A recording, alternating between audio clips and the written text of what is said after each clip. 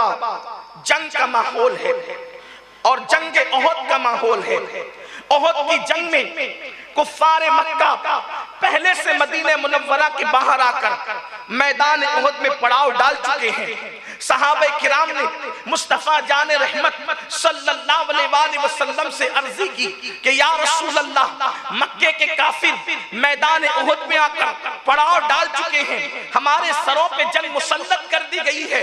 अल्लाह के हबीब गैब नबी सल्लल्लाहु अलैहि वसल्लम ने अपने सहाबी और बड़े अजीम सहाबी सैयदना इमाम इश्क मोहब्बत बिलाल हबशी रदियल्लाहु ताला को तलब फरमाया। बिलाल की आवाज बहुत ऊंची थी और सैयदना बिलाल की आवाज में बड़ा सोच था, बड़ा दर्द था, आवाज बुलंद थी। सरकारे बिलाल को मुस्तफा जाने रहमत ने बुलाया, फरमाया बिलाल जाओ बाजारों में ऐलान करो, दुकानें बंद हो। जान की नजरें लेकर मुस्तफा जाने रहमत बुलाते हैं। बिलाल जाओ मोहल्लों में ऐलान कर दो कि अल्लाह के हबीब ने फरमाया लोग मुसल्ले से उठे, आंसुओं की सौगात इस वक्त पेश करने का वक्त नहीं, चलो अब जान की नजरें लेकर बारगाह रिसालत में पहुंच जाओ। अल्लाह अकबर। फरमाया सोने वालों से कहो सोना छोड़े, रोने वालों से कहो रोना छोड़े, अहले तिजारत से कहो तिजारत छोड़े, और सब छोड़ करके अब जान की नजरें लेकर मुस्तफा जाने रहमत की बारगाह में चले। अंदाजा करें वहां नमाज के लिए सर झुकाने के लिए नहीं बुलाया जा रहा था, वहां इज्तिमा में तकरीर सुनने के लिए नहीं बुलाया जा रहा था, वहां पर अल्लाह अकबर किसी महफिल को सजाने के लिए नहीं बुलाया जा रहा था, बल्कि मैं अपने अल्फाज के जामे में कहूं तो यूं महफिल सजाने नहीं बुलाया जा रहा था, जिंदगी की बहारें उजाड़ने के लिए बुलाया जा रहा था। अल्लाह अकबर। खिताब सुनने के लिए नहीं बुलाया जा रहा था, बल्कि जानों को कुर्बान करने के लिए बुलाया जा रहा था।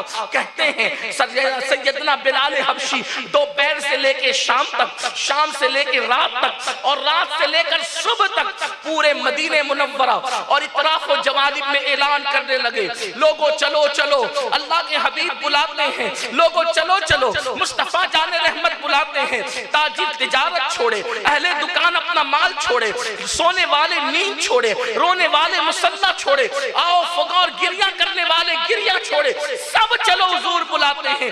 कहते हैं बिलाल हबशी ये ऐलान करते करते सैयदना बिलाल ऐलान करते करते एक बेवा औरत के मकान के करीब से गुजरे। कहा जाता है रात आधी गुजर चुकी थी, निस्फ शब गुजर चुकी थी, रात का आखिरी पहर था। मदीने मुनव्वरा में कुदसियाने फलक दस्त बस्ता मुस्तफा जाने रहमत की बारगाह में दुरूद के गजरे लेकर उतर रहे होंगे। उस वक्त में रात की आखिरी पहर में जबकि बाबे इजाबत वाह हो चुके थे, रात ने अपनी सिया जुल्फों को मदीने मुनव्वरा के उफक पर बिखेर दिया था, रात की सिया चादर ने अपने आप को अहले मदीना पे तान दिया था। मदीने मुनव्वरा के वासी, मदीने मुनव्वरा के बाशिंदे, कोई रो रहा था, कोई सो रहा था, कोई शादी की पहली रात गुजार रहा था, लेकिन सबका तस्करा करने की बजाय एक बेवा खातून के मकान के करीब से सैयदना बिलाल हबशी ऐलान करते हुए गुजरते हैं, लोगों चलो चलो, मुस्तफा जाने रहमत ने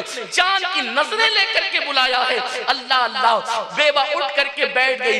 एक बेवा औरत जो अपने एक लौते बच्चे को जिसकी उम्र 4 या 5 साल की सिर्फ अपनी आगोश में लेकर सो रही थी, बिलाल की आवाज ने उसको बेदार किया। वो खातून उठ करके बैठ गई, उसकी आंखों में आंसू आए, सिर्फ आंसू नहीं आए, दर्द और बढ़ा, आवाज बुलंद हुई, सिसकियों की आवाज ने ऊंचाई की, सिसकियों की आवाज ने हद से तजावुज किया, और जब सिसकियां बन गई तो सिसकियों की मालाओं के दरमियान अचानक नन्हे से शहजादे की आंख खुली, जो सहाबी का भी बेटा था और सहाबिया का भी बेटा था। वो खुशनसीब 4-5 साल का बच्चा, उसके वालिद सहाबी थे जो शहीद हो चुके थे मैदान बद्र के अंदर, और उसकी मां सहाबिया थी। अल्लाह अकबर, माँ की सिसकियों की आहट ने उस नन्हे से बच्चे को बेदार किया। आंख खुली, पहला सवाल माँ से किया, अम्मी क्यों रो रही हो? रोने का सबब मुझे बताओ। क्या मेरे अब्बू की तुम्हें याद आई? जवानी में अगर कोई औरत बेवा हो जाए और वो रात को रोए तो यही समझ में आता है कि उसे रुला किस चीज रही है, कौन सी चीज उसकी आंखों में आंसू लाए हुए हैं, कौन सी चीजों ने उसकी मिज़गा पर सितारों को झिलमिलाने पे मजबूर किया है। रोने वाली खातून से नन्हे से 4-5 साल का बच्चे ने सवाल किया, अम्मी क्यों रो रही हो? रोने की वजह क्या है? माँ ने कहा, बेटे सो जाओ, तुम मेरे दर्द को समझ नहीं सकते। अब्बू की याद रुला रही है, सो जाओ, तुम मेरे दर्द को समझ नहीं सकते। माँ ने कहा सो जाओ। नन्हे से बच्चे ने जवाब दिया, माँ ये कैसे हो सकता है कि मेरी माँ रातों को सिसकियां लेकर रोती रहे और मैं आराम से सो जाऊं? मैं तुमसे मालूम करूंगा कि तुम क्यों रो रही हो। अल्लाह अकबर। माँ ने कहा, अगर पूछना ही चाहता है तो सुन ले, अभी थोड़ी देर पहले बिलाल हबशी यहाँ से गुजरे और ऐलान कर रहे थे, ओहद की पहाड़ियों के दामन में मक्के के गुंडे जमा हो गए और उन्होंने मुस्तफा जान रहमत की शम्मे नबुव्वत को बुझाने की नापाक कोशिश की है। बेटे इस्लाम के जियालों को देने वाले नबी ने तलब किया है, जिनके सदके जाने मिली, जिनके सदके कुरान मिला, जिनके सदके इस्लाम मिला, सब कुछ जिसके सदके में मिला है, देने वाला रसूल आज जान की नजरें तलब कर रहा है, जान की नजरें मांग रहा है। बेटे काश मेरा कोई जवान बेटा होता तो मैं मुस्तफा जान रहमत के कदमों पे कुर्बान कर देती। मेरा कोई जवान लाडला होता, मैं उसको नबी के कदमों पे कुर्बान कर देती। हाय अफसोस, शोहर तो बद्र में शहीद हो गए हैं, अब मेरे पास कोई जवान बेटा नहीं जिसको मैं नबी के कदमों पे कुर्बान कर दूं। नन्हे से 5 साल के बच्चे ने कहा, माँ का हाथ थामते हुए, माँ तुम क्यों परेशान हो? अगर तुम्हारे पास कोई जवान बेटा नहीं है, मैं तो हूँ, मुझे ले चलो और मुस्तफा जाने रहमत के कदमों पे कुर्बान कर दो। अल्लाह अकबर। 5 साल का बच्चा है, 5 साल का नन्हा सा बच्चा है। 5 साल का बच्चा किसको कहते हैं? जिसको अपने बुरे और भले में कोई तमीज नहीं होती। बच्चे 5 साल के घूमने के सिवा कुछ नहीं जानते, खिलौने के सिवा कुछ नहीं जानते, खेल कूद के सिवा कुछ नहीं जानते, लेकिन वो माँ एक ऐसी माँ थी जिन्होंने सिर्फ दूध नहीं पिलाया था, दूध के कतरों के साथ इस्लाम की गैरत पिलाई थी, इस्लाम की हमीयत पिलाई थी, इस्लाम का जज्बा पिलाया था। मैं पूछना चाहता हूँ, वो 5 साल का बच्चा कहता है, माँ मुझे कुर्बान कर दो। नन्हे से बच्चे मौत के नाम से डरते हैं, हादसात के नाम से डरते हैं। नन्हे से बच्चे अल्लाह अकबर अंगारे के नाम से डरते हैं, तलवारों के नाम से डरते हैं, डंडी और चाबुक के नाम से डरते हैं। आखिर 5 साल के बच्चे में घुट्टी में पिलाया क्या गया था? वो कहता है मुझे कुर्बान कर दो, मैं नबी पे कुर्बान हो जाऊंगा। यहाँ आगे बढ़ने से पहले मैं पूछना चाहता हूँ, क्या नबी पे कुर्बान होने का जज्बा आज के 18 साल के जवान में है? नबी पे कुर्बान होने का जज्बा आज के 22 साल के जवान में है? अगर आप कहेंगे हाँ, तो मैं कहूंगा ये सिर्फ जलसे की हद तक, ये सिर्फ जुलूस की हद तक। क्यों? इसलिए कि जो काम अपने नबी के हुक्म के मुताबिक मस्जिद में सर झुकाने के लिए जा न सके, वो काम अपने नबी के हुक्म के मुताबिक सर कटाने के लिए क्या जा सकती है? जिन्हें सर झुकाने की तौफीक नहीं, वो सर क्या कटाएंगे?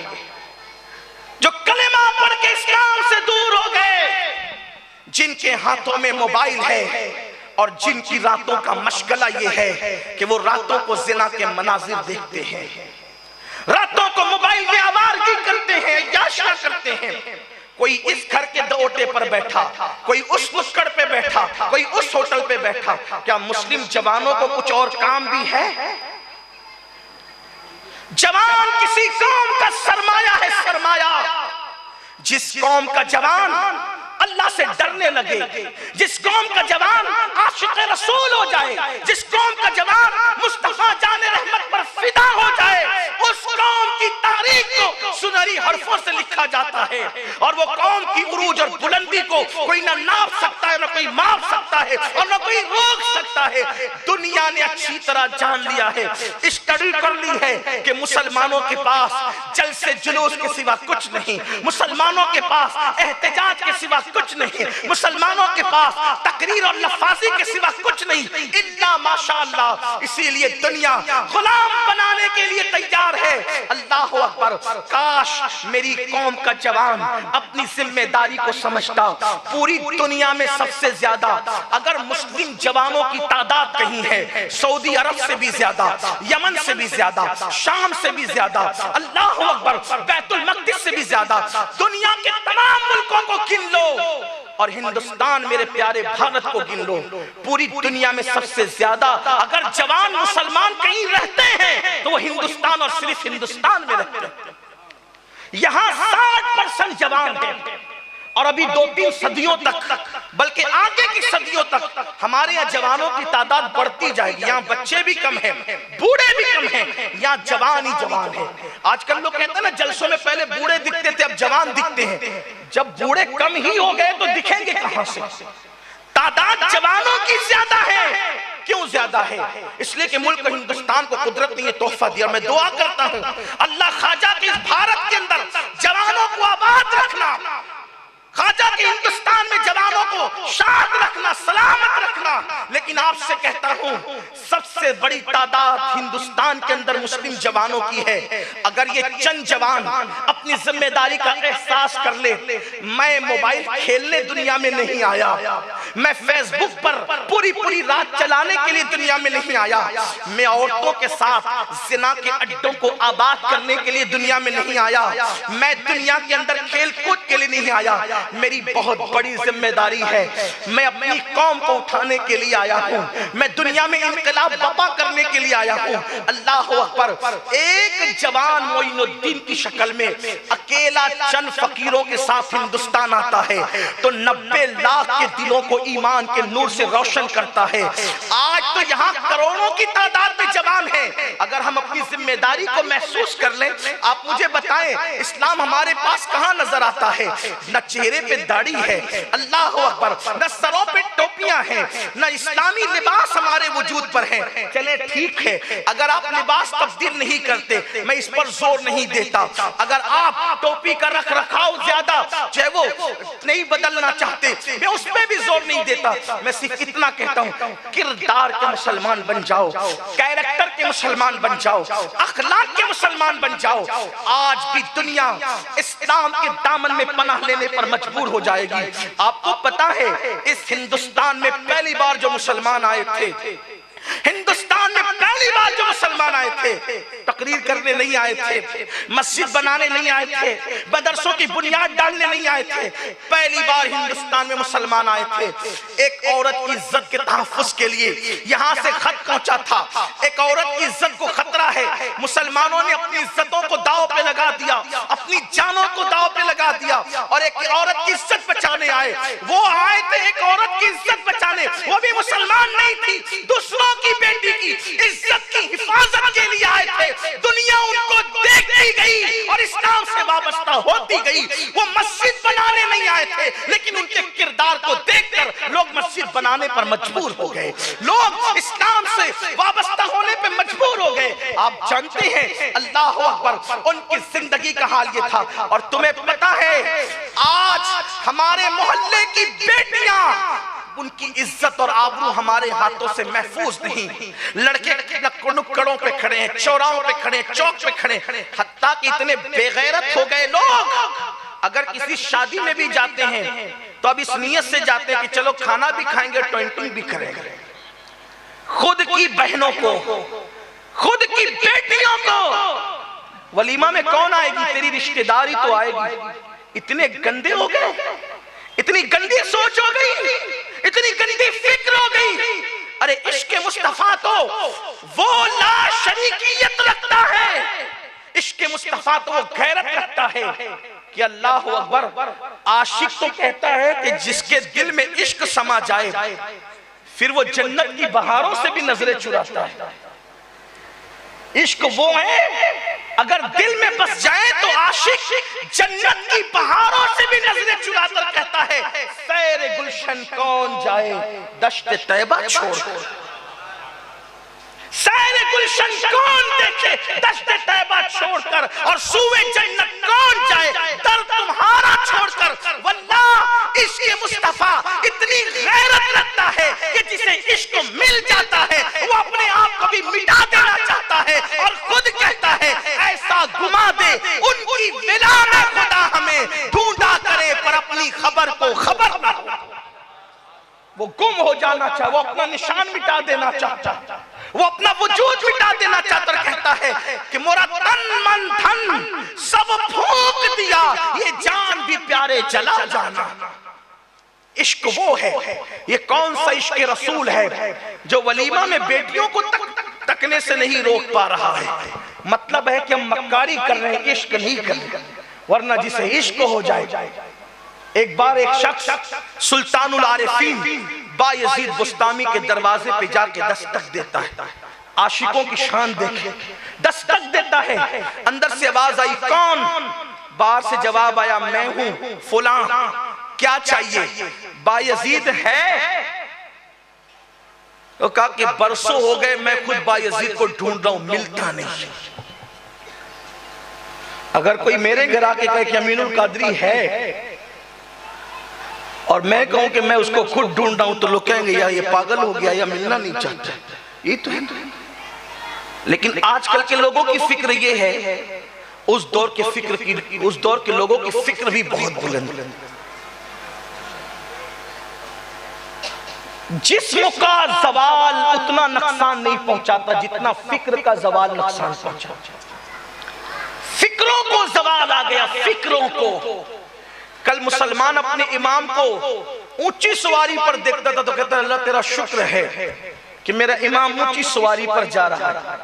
आज का मुसलमान अगर इमाम को ऊंची सवारी पर देखे तो कहता है देखो इसके पास आया कहां से, जो अपने इमाम की तरक्की ना देख सके उस कौम की तरक्की क्या हो। हंसने की बात नहीं, फिक्र को जवाल आया। इकबाल इसीलिए कहते हैं कुव्वते फिक्र अमल पहले फना होती है फिर किसी कौम की शौकत को जवाल आता। फिक्रों को जवाल आया, फिक्री दिवालियेपन का शिकार है लोग। कल अगर पड़ोस में किसी को तरक्की करते हुए देखता था तो मुसलमान दुआ करता था अल्लाह मेरा पड़ोसी तरक्की करे और दे उसे। और आज तो भाई की तरक्की लोगों को देखी नहीं जाती।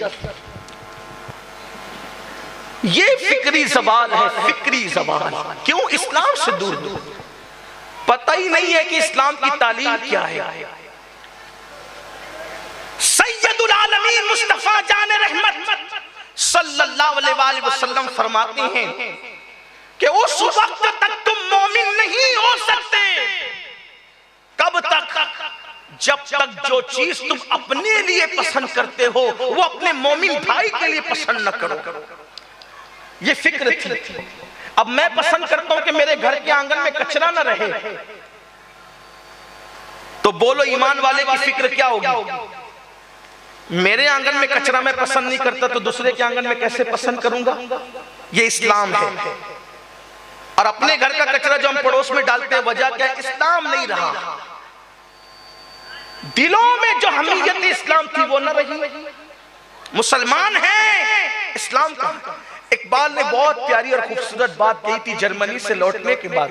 डॉक्टर इकबाल कहते हैं कि मैंने मशरिक में मुसलमान देखे मगर इस्लाम नहीं देखा। मैंने मशरिक में मुसलमान देखे, इस्लाम नहीं देखा। मगरिब में इस्लाम देखा, मुसलमान नहीं देखा। सुबह जल्दी उठ जाना इस्लाम है। अपने हिस्से का लुकमा किसी के मुंह में डाल देना इस्लाम है। खुद से सलाम में पहल करना इस्लाम है। जो तुमसे दूर भागे उसके करीब जाना इस्लाम है। जो तुमसे कीना रखे उसके लिए दिल साफ करना इस्लाम है। अपनी निगाहों पे कंट्रोल रखना इस्लाम है। जो तुम्हें गाली दे उसको दुआ करना इस्लाम है। जो तुम्हें कैद करे उसकी आजादी की तमन्ना करना इस्लाम है। जो तुम्हें मारने की कोशिश करे उसकी जिंदगी के लिए दुआ करना इस्लाम है। जो तुम्हें सताए उसको शादो आबाद रखने की दुआ करना इस्लाम है। जो तुम्हें महरूम करे उसे देना इस्लाम है। जो तुम्हें तोड़े उसको जोड़ना इस्लाम है। अल्लाहु अकबर। अपनी जान को दूसरे पे कुर्बान करके किसी की आबरू को तहफ्फुज कर देना इस्लाम है। इस्लाम कहां है? इस्लाम का जो कौम खुदा का हक अदा न करे वो कौम बंदों का हक क्या अदा करेगी? जो कौम खुदा का हक अदा न करे, कितने हक तलफ हो गए। खुदा का हक अदा करने के लिए टाइम नहीं है। आप कहेंगे अल्लाह का हक क्या है? कुरान कहते हैं वशकुरूली वला तकफुरून, मेरा हक मानो। इमाम अहले सुन्नत ने कंजुल ईमान में इसका तर्जुमा किया, मेरा हक मानो। अल्लाह का हक है उसकी बंदगी करो। अल्लाह का हक है उसकी बंदगी करो। करते हैं बंदगी? जलसे के नाम पे हजारों लोग जमा होंगे सुनने के लिए, अमल के नाम पे कितने जमा है? और आज ये बात हो रही लोग हमें काट रहे हैं, मार रहे हैं, पीट रहे, क्यों नहीं? जो नमाज छोड़ दे अल्लाह उसको दुश्मन बनाता है। अल्लाह ने जिसको दुश्मन बना लिया अब उससे दोस्ती कौन करेगा? लोग सरेंडर किसके पास होते हैं पता है? अल्लाह के दोस्तों के पास होते हैं। अल्लाह के दुश्मनों से कौन, उनके पास कौन सरेंडर होगा? अगर गरीब नवाज के सामने आना सागर सरेंडर है, अल्लाह के दोस्त है। ऊंट उनके हुक्म पर बैठ रहे, जमीन उसको पकड़ रही है, अल्लाह के दोस्त है वो। हम अपने बेटे को नींद से उठा नहीं पाते, गौस पाक की ठोकरों से मुर्दे जिंदा होते थे, अल्लाह के दोस्त हैं। हजार हजार साल पुरानी कब्रों से इंसानों को उठाया गौस पाक ने, अल्लाह के दोस्त हैं। अल्लाह के दुश्मन बन रहे हो अगर नमाज नहीं पढ़ रहे हो तो। और मुस्तफा जाने रहमत सल्लल्लाहु अलैहि वसल्लम ने तो हजरत अबू हुरैरा से कहा, अबू हुरैरा मैं उन लोगों से बेजार हूं, फरमाया बेजार हूं मैं उनसे जो नमाज नहीं पढ़ी। और फरमाया अबू हुरैरा मैं तुझे नसीहत करता हूं, सुनो दिल के कानों से। कहां बड़ी बड़ी फटकियों की बात करते हो? कयामत के दिन जो होगा देखा जाएगा, क्योंकि हुजूर बचाने के लिए होंगे। जब हुजूर फरमाने के मैं बेनमाजियों से बेजार हूं, अब बताएं बेनमाजी होकर ईमान भी सलामत ले जाना आसान नहीं है। हुजूर शफाअत किसकी करेंगे? ईमान वालों की करेंगे ना, काफिरों की तो करनी नहीं है शफाअत। जब ईमान ही सलामत नहीं होगा, फरमाया गया हदीस पाक है, आका करीम सल्लल्लाहु अलैहि वसल्लम के फरमान का मफ़हूम है, जो अजान सुनकर उसका जवाब न दे दुनिया की बात करे। थोड़ा इन बातों पे तवज्जो करना। जो अजान सुनकर अजान का जवाब न दे दुनिया की बात करे, अल्लाह के रसूल अलैहि सलाम फरमाते हैं मुझे डर है कि वो मरेगा तो काफिर होके मरेगा। दुनिया की बात का मतलब क्या? अजान हुई शुरू, आपने पूछा ये कपड़ा कितने में खरीदा, आजकल गेहूं का क्या रेट चल रहा है, ये है दुनिया की बात। ठीक, अजान सुनकर जवाब नहीं दिया आपने, कपड़ा पूछ रहे हैं, मार्केट के क्या हालात हैं, गेहूं क्या भाव चल रहा है, बिजनेस कैसा चल रहा है, ये दुनिया की बात है। बोलो ये हमारी जरूरत है कि नहीं है? बिल्कुल जरूरत है। अगर अजान सुन के जवाब न दे और दुनिया की बात करें तो हुजूर फरमाते हैं कि डर है, ये डर है का पर्दा डाल करके हुजूर अलैहिस्सलाम ने लोगों की इज्जतें बचा ली है, वरना उनको जो अंदेशा है अल्लाह उनके अंदेशे को पूरा करता है। ये तो उनकी हिकमतें हैं। फरमाया डर है, मरेगा तो काफिर होके मरेगा। गेहूं क्या भाव है अपनी जरूरत है पूछना, मार्केट के हालात क्या अपनी जरूरत है पूछना, कपड़ा क्या रेट मिली अपनी जरूरत है पूछना, लेकिन अजान के वक्त तो पूछा, अजान का जवाब नहीं दिया। फरमाया डर है काफिर होके मरेगा। अरे जो जरूरत थी अजान को छोड़कर उसकी तरफ तवज्जो दुनिया की बात की तो डर है काफिर होके मरेगा। जो अजान के वक्त तो गाली देते खड़ा हो उसका अंजाम क्या होगा? जो अजान के वक्त तो यूट्यूब देख रहा उसका अंजाम क्या होगा? जो अजान के वक्त तो फिल्म देख रहा उसका अंजाम क्या होगा? हद तो ये है कि जो अजान के वक्त तो पार्कों में किसी के जुल्फ और रुखसार के साए में अपना वक्त जाय कर रहा हो उसका अंजाम क्या होगा? कभी अंजाम को सोचा भी? ये दुनिया में हमेशा के लिए कोई नहीं आया। बड़े बड़े बादशाह, बड़े बड़े ताजदार, बड़े बड़े कचकुला, बड़े बड़े मालदार, आज उनकी कब्रों का निशान मिट गया।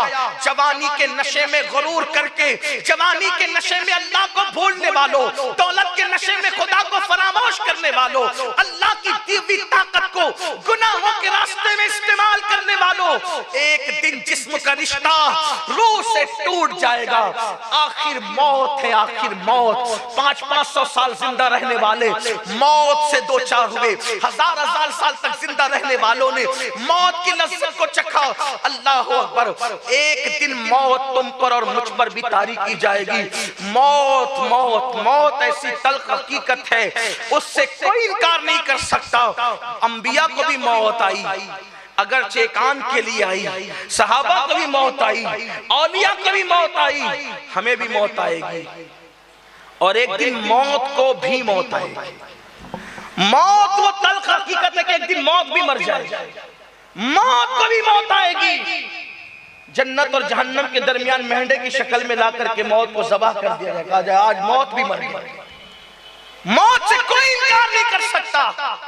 आज जवानी के नशे में, ताकत के नशे में, दौलत के नशे में, दुनिया की रंगरेलियों में अल्लाह को भूल गए।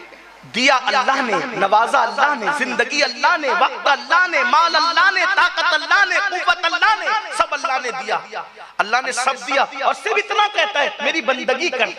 वो भी अल्लाह का उसमें कोई फायदा नहीं। मेरा अल्लाह बेनियाज है, अपने फायदे के लिए बंदगी कर, मेरी बारगाह में झुक ताकि औरों के यहाँ झुकने से तुझे बचा ले। और अगर नहीं झुकेगा तू, अल्लाह के रसूल अलैहिस्सलाम ने फरमाया, अबू हुरैरा, जो लोग जुमा और जमात तर्क करते, जमात नमाज बाजमात, वरकऊ मार राकीन की तफसीर में है कि जमात वाजिब है अहनाफ के नजदीक। अगर आप बीमार नहीं हैं, मकरूज नहीं है कि इज्जत को खतरा हो, और आप मुसाफिर नहीं हैं, आपके लिए जमात वाजिब है। अल्लाह के रसूल ने फरमाया, अबू हुरैरा, जो जुमा और जमात को तर्क कर दे उसकी सोहबत में कभी मत बैठना। ये अल्लाह के रसूल फरमा रहे सैयदना अबू हुरैरा को। अबू हुरैरा उसकी सोहबत, नमाज पढ़ता है, घर में पढ़ता है, नमाज पढ़ता है, मदरसों में पढ़ता है, नमाज पढ़ता है, अकेले पढ़ता है, जमात से नहीं पढ़ता। सहीहुल अकीदा इमाम मुयस्सर नहीं पढ़ता। हुजूर अलैहि सलाम फरमाते, अबू हुरैरा, जो जुमा छोड़े और जमात छोड़े उसकी सोहबत में कभी मत बैठना, क्योंकि उसने अपने गले से इस्लाम का गलादा उतार कर अपनी पीठ के पीछे फेंक दिया।